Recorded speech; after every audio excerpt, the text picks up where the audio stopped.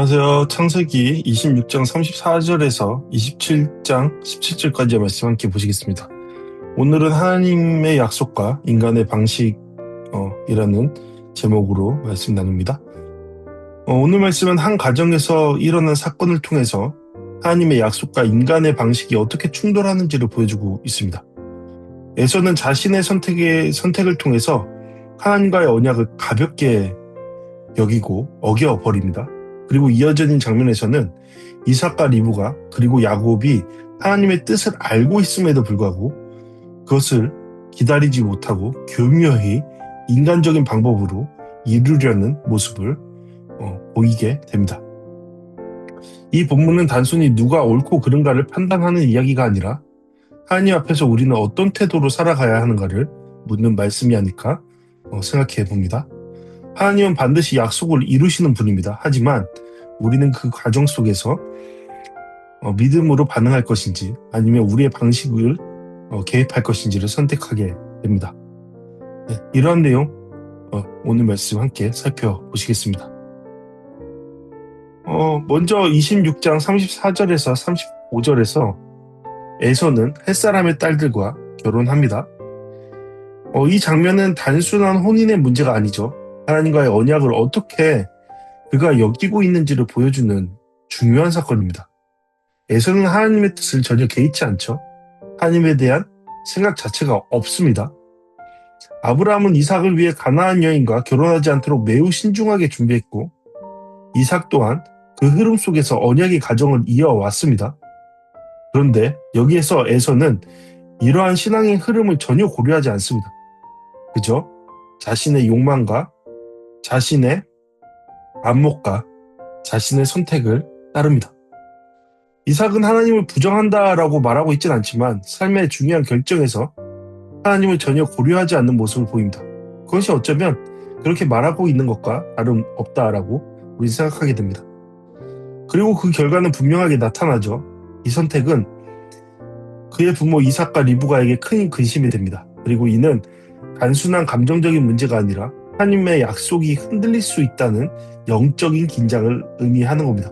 결국 에서는 눈앞의 만족을 더 중요하게 여기면서 하나님의 약속을 가볍게 여기는 사람으로 드러나는 것이죠. 여러분, 우리는 어떻습니까? 우리는 어떠한 선택에 있어서 하나님에 대한 고려를 하고 있습니까? 아니면 그저 내 감정들, 내 생각들 그것이 가장 앞서고 있습니까? 아니요, 하나님에 대한 고려 그 자체가 없는 것은 아닙니까? 우리 생각해 봐야겠죠? 이어서 27장 1절에서 4절 말씀을 보면 이삭이 나이가 들어서 눈이 어두워졌다고 기록되어 있죠. 이 표현은 단순히 육체적인 상태를 넘어선 겁니다. 영적인 분별이 흐려진 상태를 함께 보여주는 것이죠. 이삭은 에서를 불러 자신이 죽기 전에 축복을 주겠다고 말하죠. 그러나 우리는 이미 하나님께서 큰 자가 어린 자를 섬기리라 라고 그에게 말씀하셨다라는 사실을 알고 있습니다. 그럼에도 불구하고 이삭은 하나님의 뜻이 아니라 자신의 감정과 익숙함에 따라서 에서를 축복하려 한 것이죠. 더 나아가 이삭은 축복을 음식과 연결시킵니다.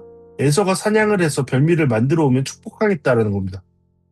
조건적인 것이죠. 그리고 자신의 욕망과 연결된 것이죠. 흥미롭습니다. 저 개인적으로는 흥미롭습니다. 앞서서 에서는 음식 때문에 배고픔에 의해서 자신의 장자 축복권을 팔아버립니다.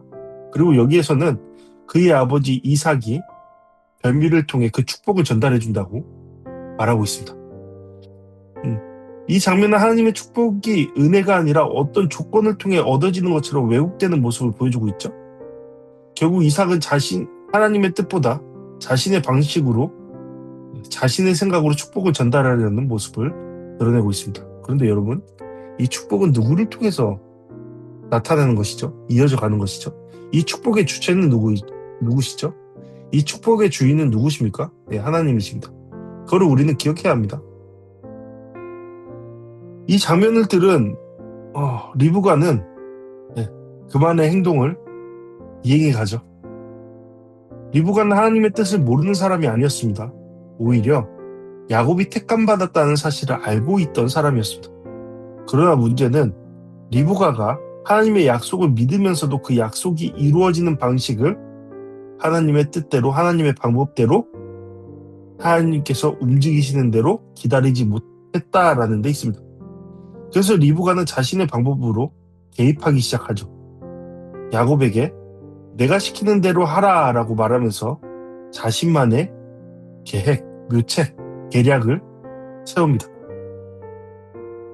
이 모습은 사실상 리브가가 야곱을 편애했다, 혹은 하나님의 뜻을 알고 있어서 그 하나님의 뜻으로 이 모든 사건들을 옮기려 했다, 여러 가지 이유를 들 수 있을 겁니다.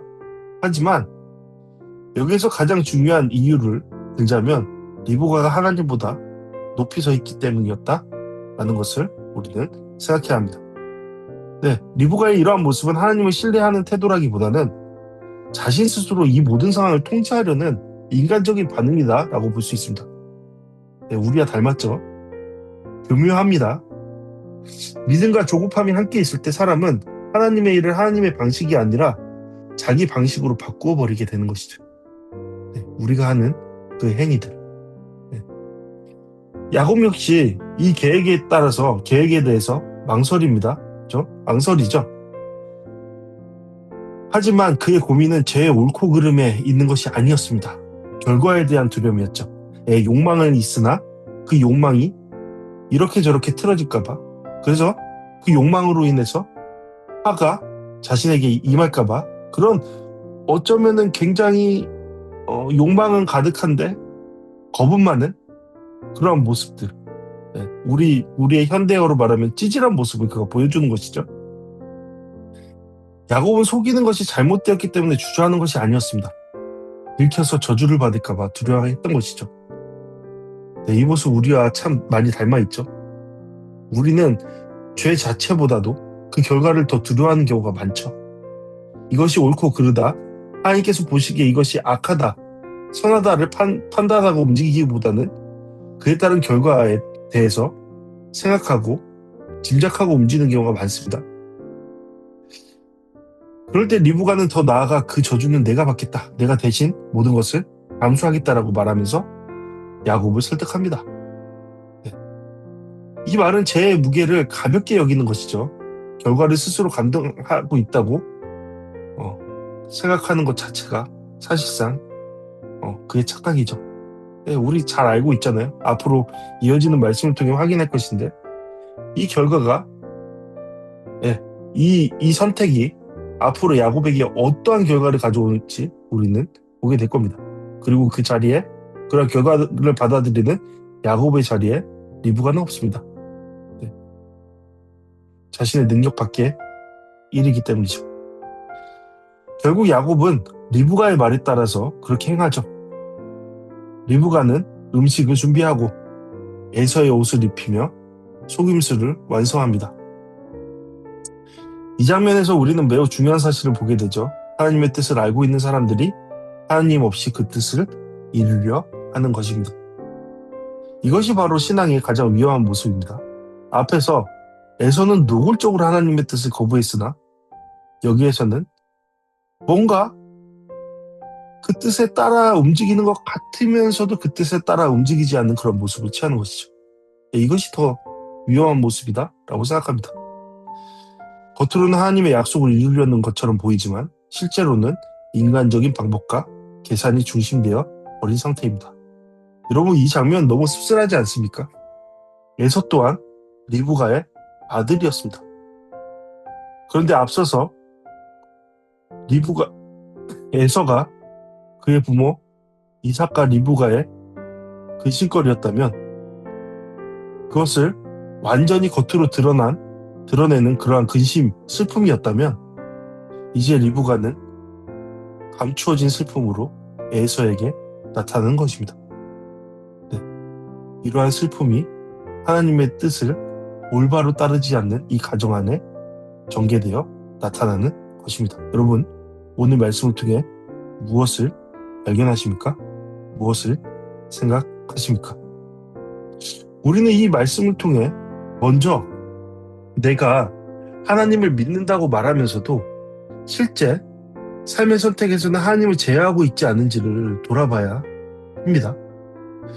에서는 하나님을 부정하지 않았지만 중요한 순간에 하나님을 고려하지 않았죠.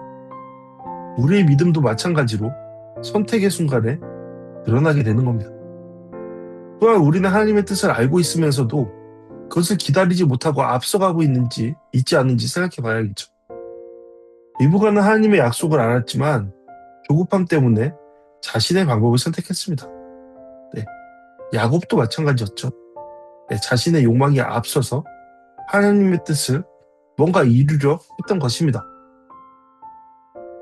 우리의 삶에도 하나님의 시간이 아닌 우리의 속도에 맞춰 움직이려는 모습이 없는지 돌아봐야 할 것입니다.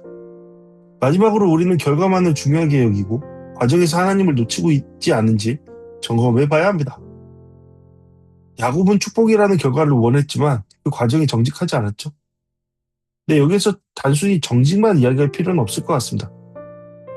하나님의 뜻하신 바를 이루려는 그 과정 속에 있지만 우리는 그 안에서 하나님을 모욕하고 하나님을 거부하고 거절하고 분노를 끊임없이 나타내 보이고 감사하지 못하고 배은망덕한 모습을 취할 때가 너무나 많습니다. 마치 하나님께서 나에게 그것을 당연히 줘야 된다라고 생각해버리고 그러한 태도를 보이는 그러한 모습을 취할 때도 너무나 많습니다. 여러분, 하나님은 단지 결과만이 아니라 우리가 그 과정을 어떻게 지나는지를 보시는 분 되십니다. 그리고 그 과정에 우리의 모습을 통해서 우리는 더욱더 하나님의 뜻을 따르는 사람이 되어가는지 아니면 점점 더 하나님과 멀리 떨어져 가는 사람이 되어가는지를 우리는 결정 지으며 살아가는 것입니다. 우리의 삶이 결과뿐 아니라 과정 속에서도 하나님 앞에 정직하게 서 있기를 우리는 바라야 할 겁니다. 네, 우리의 모습은 어떠합니까? 말씀 속에서 우리는 생각해 봐야 할 것입니다. 네, 이 시간 다 같이 오늘 말씀을 통해서 함께 기도하겠습니다. 하나님, 눈앞에 선택과 만족만이 아니라 주님의 약속을 기준으로 살아가게 하소서. 하나님, 조급함을 내려놓고 주님의 때와 방법을 신뢰할 수 있는 믿음을 주소서. 하나님, 결과뿐 아니라 과정 속에서도 정직하고 바른 마음으로 살아가게 하소서. 여러분, 우리의 믿음, 우리의 신앙은 내가 살아가는 것입니다. 어느 누구도 대신 그 삶을 살아줄 수 없습니다. 여러분이 만약 오늘 말씀을 묵상하면서 이러한 묵상이 나의 삶 속에 적용되어지고 나타내지지 않는다면 이것은 그저 누군가의 삶을 바라보고 그저 관찰하는 것 밖에 되지 않을 겁니다. 여러분, 우리 이 말씀을 갖고 기도해야 합니다. 그리고 살아내려 발버둥 쳐야 합니다.